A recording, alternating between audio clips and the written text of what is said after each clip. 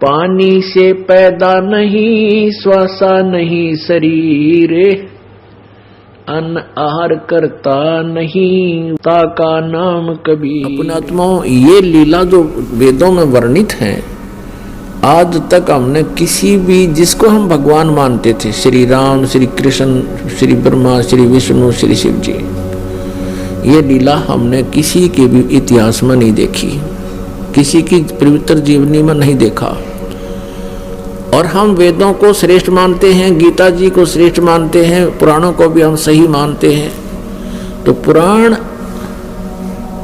और वेदों और गीता में अंतर है। पुराणों के अंदर जो ज्ञान है वो यदि वेदों से हटकर है तो वो किसी ऋषि या ब्राह्मण की या देव की अपनी अनुभूति है, उसका अपना अनुभव है, तो वो मान्य नहीं होता। क्योंकि वेद जो हैं, ये 5 वेद हैं वास्तव में। एक सूक्ष्म वेद जिसको हम तत्व ज्ञान बोलते हैं, तत्व वेद, और 4 वेद ये वेल नोन है आपके समक्ष। इन 5 वेदों में जो ज्ञान है वो पूर्ण परमात्मा कबीर देव जी का दिया हुआ है। इन 4 वेदों को ऋग्वेद, यजुर्वेद, सामवेद और अथर्ववेद, वैसे तो परमात्मा ने 5 वेद दिए थे, सूक्ष्म वेद भी यानी तत्व वेद भी साथ ही दिया था। किसको? इस सरपुरुष को, जो यहाँ का स्वामी है 21 ब्रह्मांड का।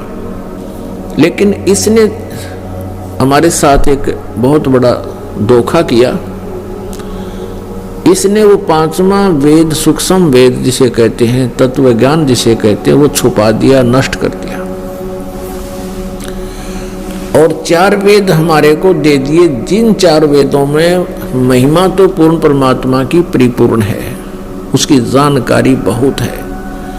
लेकिन इन 4 वेदों में उस परम अक्षर ब्रह्म के पाने का मंत्र नहीं है।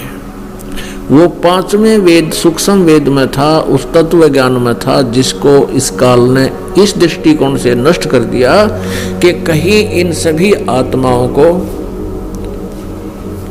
यथार्थ ज्ञान हो गया तो ये इस मंत्र का जाप करके और सतलोक चले जाएंगे, यहाँ तेरा राज्य खाली हो जाएगा, तेरा ये क्षेत्र, यहाँ कोई नहीं रहेगा, क्योंकि वहाँ इतना सुख है और यहाँ पर ये घोर दुख सहन कर रहा प्राणी। इसके पीछे भी इसका एक बहुत षड्यंत्र है, और उस षड्यंत्र के तहत ये हमें यहाँ रोके हुए है। कारण क्या है कि इसने एक गलती की थी सतलोक में। किसने? सरपुरुष ने, इस 21 ब्रह्मांड के स्वामी ने, सरपुरुष ने, ज्योति निरंजन ने, या काल कहो काल ने।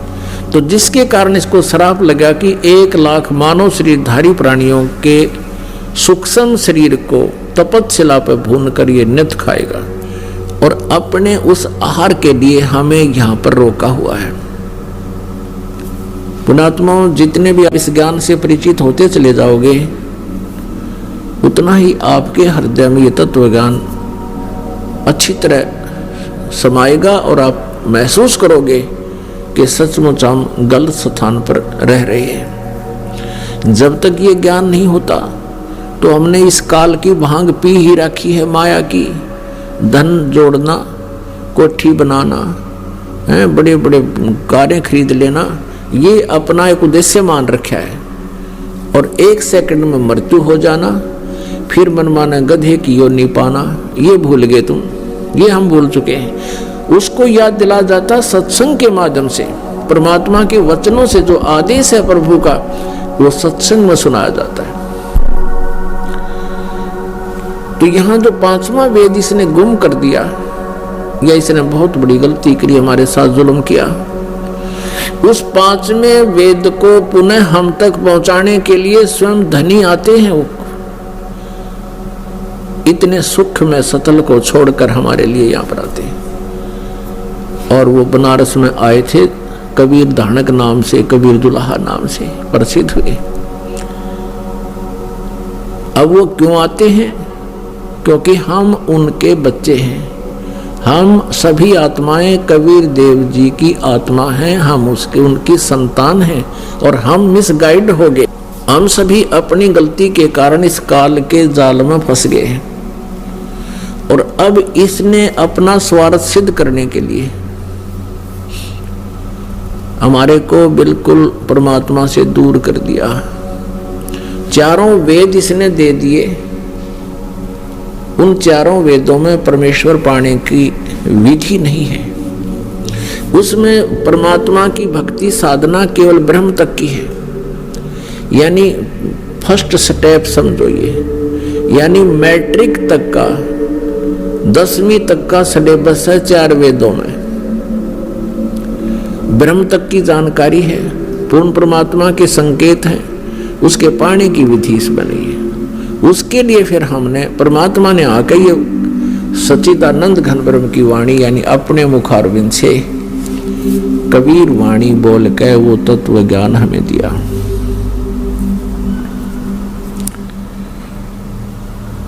अब यहां प्रसंग चल रहा है कि वो परमात्मा स्वयं ही आकर अपना भेद बताता है, अपने द्वारा रची हुई सृष्टि को वो स्वयं ही ठीक ठीक बताता है। अथर्ववेद कांड नंबर 4 के अनुवाक नंबर 1 का और मंत्र नंबर 7 में स्पष्ट किया है। 1 से लेकर 7 में पूरी सृष्टि रचना का कोड वर्डों में विवरण है। तो उसमें स्पष्ट किया है कि वो परमात्मा ने सबसे पहले इन ब्रह्मांडों की रचना की, दुर्गा की उत्पत्ति की, ब्रह्म की उत्पत्ति की, फिर हम सभी आत्माओं की उत्पत्ति की और फिर सभी ब्रह्मांड छोटे से लेकर बड़े तक उस परमात्मा ने रचकर इनको दिए और अपने द्वारा रची हुई सृष्टि की जानकारी वो परमात्मा स्वयं ही ठीक ठीक बताता है, क्योंकि परमात्मा की रची हुई को परमात्मा ही बता सकता है। इसी कारण से आज तक किसी भी सदग्रंथ में यानी सृष्टि रचना का विस्तार से उल्लेख नहीं है। जैसे वेदों में उल्लेख है लेकिन इसको समझ नहीं सका कोई भी। इसके लिए सृष्टि रचना जो परमात्मा ने अपने मुखारविंद से आकर के मौखिक सुनाई है, अपने मुख से सुनाई है, विस्तार से समझाई है अपने भक्तों को, फिर उनके माध्यम से फिर हमने जब वेदों को देखा है तो आसानी से सब सदग्रंथ भी हमारे वही गुणगान कर रहे हैं, वही ज्ञान बता रहे हैं जो परमात्मा ने बताया है। अब प्रसंग चल रहा है कि गीता जी अध्याय नंबर 15 के श्लोक नंबर 1 से 4 में यह स्पष्ट किया है कि तत्वदर्शी संत उल्टे लटके हुए संसार रूपी वृक्ष के सभी विभागों को विस्तार से बताएगा और वो वेद के तात्पर्य को जानने वाला होगा, अर्थात वो तत्वदर्शी संत है। तो परमेश्वर कबीर देव जी ने 600 वर्ष पहले अपने मुखारविंद से उतरित उस सच्चिदानंद घन ब्रह्म की वाणी कबीर वाणी में कहा है, अक्षर पुरुष एक पेड़ है और सरपुरुष वा की डार, जिसको निरंजन कहते हैं, ज्योत निरंजन काल, और उस डार के फिर 3 शाखाएं हैं। ये तीनों देवा शाखा हैं और पात रूप संसार।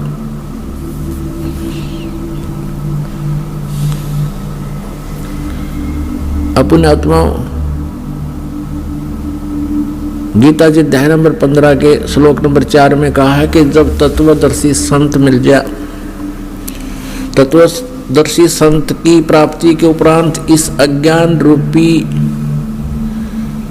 इस गुत्थी को तत्व ज्ञान रूपी शस्त्र के द्वारा काटकर, अर्थात उस तत्व ज्ञान रूपी शस्त्र द्वारा समझ इसको बिल्कुल साफ करके निर्बाध करके जब ज्ञान आपको तत्व ज्ञान हो जाएगा, वो बिल्कुल पूरी रूप से सृष्टि रचना समझ में आ जाएगी।